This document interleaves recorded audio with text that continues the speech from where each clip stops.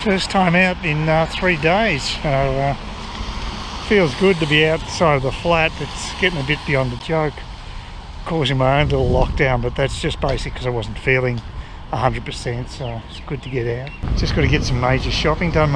All the greens have gone off. I actually forgot to throw out ones that were off, I just realised. Yeah, so I've got some scungy greens which are beyond the use by date. I need to refresh that and get some other food as well. Every time I turn on the camera, there seems to be someone sort of wandering out of a business or something. I sort of feel a bit self-conscious shooting this stuff when I've got people around, so I prefer to do it when it's quiet.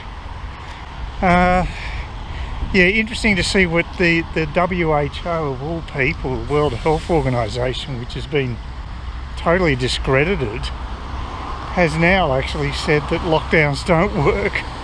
So that's a bit of a blow to Chairman Dan, because he's such a supporter of the CCP, Communist Party, Chinese Communist Party. He'd be a bit worried that that the WHO, which has been basically influenced very heavily by China, they're basically trying to get involved in all these institutions, and now the WHO seems to be trying to get some credibility back by making that statement. It's a big statement for them, really, because they have been pretty authoritarian before, but now they seem to have actually getting some common sense. Amazing. Like I say, I think it's a desperate attempt for them to get some credibility back. Nothing really about necessarily they're changing their philosophy. But there's talk that the Labor Party will put the knives into Daniel Andrews, and it's something I predicted from the word go virtually. Once he just kept continually giving us Victorians false hope of easing of restrictions and then just reneging on them. It's just a pattern that's formed. It's been obvious. So the guy can't be trusted. He's a bad leader. He's made bad decisions he won't accept that he's responsible for, and he's now paying the consequences. He'll be in the dustbin of history. There's no way he's going to survive, from what I can gather, which is great. The system is working. Whereas in China, they're actually turning back towards Mao policies, which is going to destroy their economy. They've actually got, you have to actually read the writings of Chairman Mao in classrooms now. So things are regressing to the classic thing with China is it can become very inward looking. It's happened in history and it's happening again. You learn a lot from history, and yeah, China's basically becoming very inward looking. It's going to affect their economy because they're going to privatise. They're going to basically publicly take over all the private enterprises. They're going to destroy the economy. So it's the thought that China was going to overtake the United States output is just farcical now. I think it's going to be the opposite. I think China's reached its peak point and now it's all downhill, unless they get rid of the leadership and they actually have some level of democracy brought into China. But if they don't do that, they will stagnate. Well, they won't stagnate, they'll actually go backwards. That's my prediction. All the signs are there. Xi Jinping doesn't give a crap about the people under him, he just gives a crap about holding power. Very similar to Daniel Andrews, in my opinion.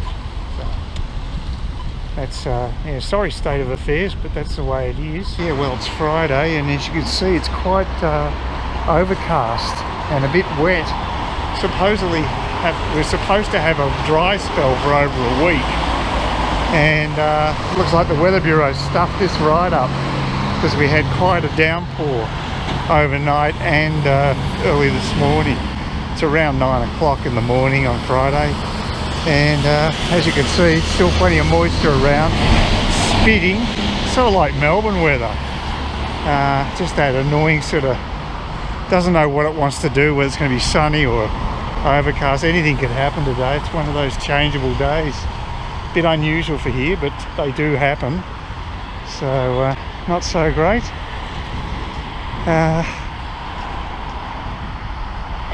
Yeah, I've got a few articles about Old Dan again for the web page. But I don't know whether maybe people are getting a bit sick of those stories, because I don't seem to be getting as many hits as I was. So maybe I should cool it on that subject. I mean, how much can you say about it? I think it's just basically a waiting game. Hopefully Labor will get rid of him. There's no other way really, because the election's not till 2022, and Victorians seem to still love Labor. I don't understand their mindset, but they don't seem to care about liberty anymore, about freedom. Individual freedom seems to be just a non-issue for them. Maybe because they're all struggling so much, because the economy's sort of faltering a bit, and they're just trying to make ends meet, and they're working their asses off if they can work at all, and they don't have time to think about things such as individual liberties and freedom and what have you, libertarianism. Oh, there's a poster. What's that one for? Might be the Labor guy, I don't know. I've got some literature through the letterbox today, one from Labor claiming that they're actually getting a lot more cops out there. Well, that just sounds like total bullshit to me, because my feeling is that we don't have enough cops here, and I don't believe a word Palaszczuk says anyway. I think she's, you know, one of those typical politicians who'll just say anything to get into power. Do not trust her one bit. Not that Deb Frecklington's anything brilliant either, so you know, it's not like we've got a wonderful choice.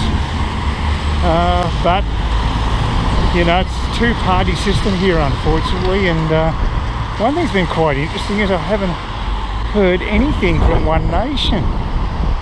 They've kept a really low profile for some reason. First bloody car splashed a whole lot of water off them from that puddle. I don't know what these guys are up to. Yeah, that guy there was the one who splashed, just went straight through the puddle. Well, it's another great day in Cairns. Beautiful weather. Just got to go down to the body corporate and see if I can get this business sorted out with the reference code. Yeah, I don't know what's going to happen with that, but I've got to do some shopping anyway, go and get some more provisions and get some grog maybe. I hadn't had a drink for 2 days. And I've got all my supplies pretty well, got everything I need now. And actually quite a polite checkout lady at Woolworths. She was actually very helpful. She packed my second bag for me. So yeah, she was one of the best I've come across. Certainly varies a lot, depends who you can bump into. But no, she's very efficient. It's a nice day, but I'll be happy when I get home, because the old energy levels drop. Oh, there's some customers just came in and were swearing their heads off at someone. I think they reported, the staff reported them to someone else, that they're going to go and check them out or whatever. But yeah, it's pretty typical Cairns. Rough and ready at times. The body corporate guy, I got onto the body corporate manager. He came out and chat to me, and he just said I could use my old number. He basically didn't know exactly what was going on with the new ones, but I wasn't the only person who couldn't pay their bills. So he said at the moment I can still use the old number. He doesn't know for how long, but presumably they'll keep me in the loop, I hope. So that's good to get that sorted out. It's a really nice view from up on the 4th floor there too. You get to see the hills at the back. It's quite nice. Be a nice place to work, I guess, as far as the view's concerned. Got no idea what the office would be like, but he's got a fairly large number of properties under his belt, so he's got a pretty good memory. But I've been there a few times, and most people probably don't front up to the actual body corporate office. But Parramatta Park's pretty close, so what the hell? And I got an article from news.com.au which is fairly left. It's sort of like I think it's the young journalists at News Corp. They cut their teeth there, or they're just basically more left-wing than your general journo, which is not saying much considering even Sky has left-wing journalists in there, which is quite surprising. But you know, it's wokeness, it's everywhere. It's basically eaten into the fabric of all society, and I think it's tearing it apart personally, especially things like cancel culture. Very, very destructive notions coming out of universities, humanities, and so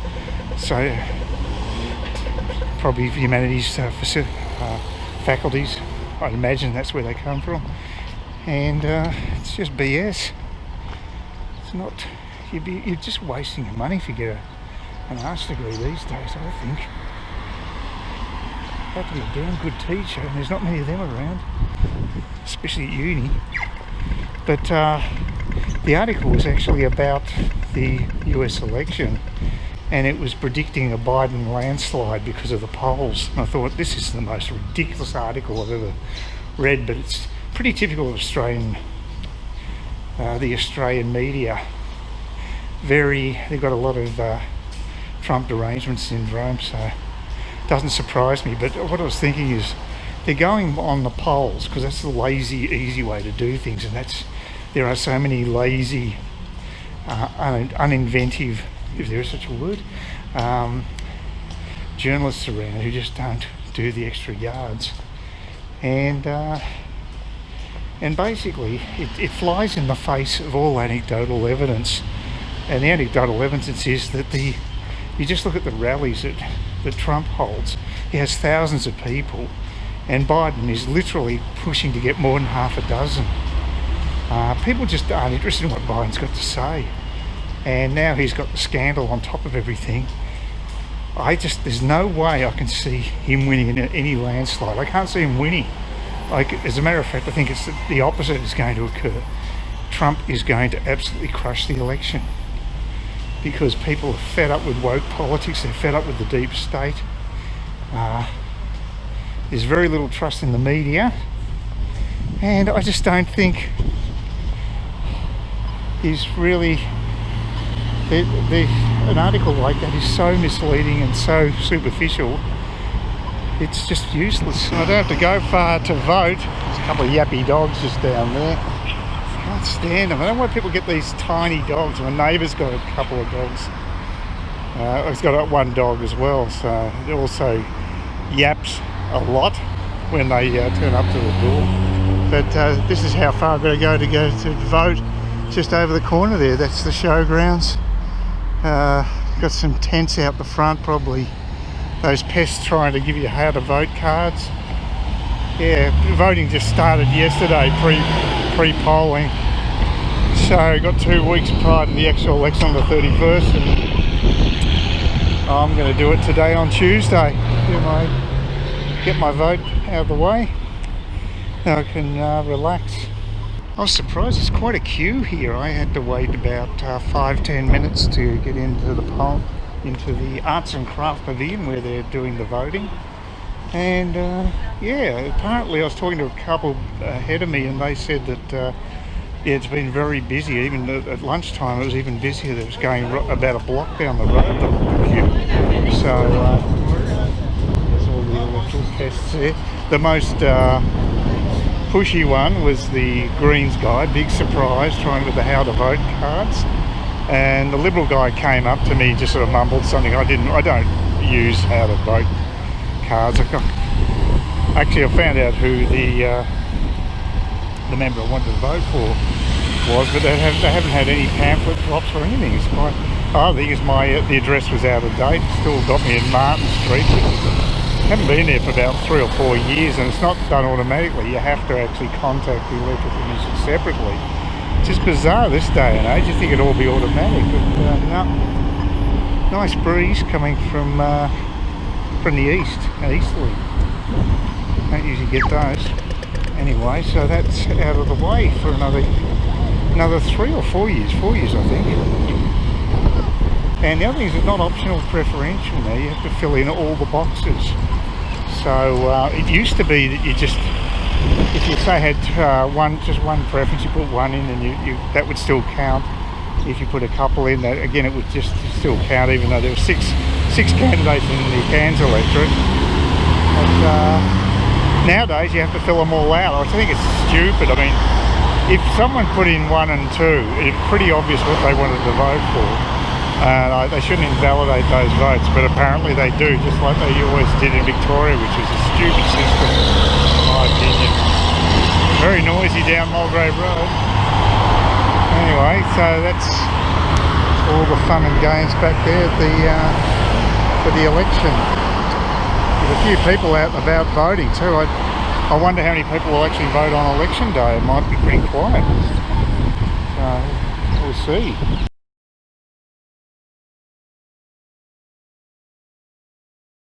Please consider subscribing to my channel if you think there's anything there of use to you, or entertainment or whatever. And either do that or give me a thumbs up, or if you're feeling really energetic, do both. That'd be great. But please don't ignore me. That's the worst thing you can do on YouTube, is be ignored.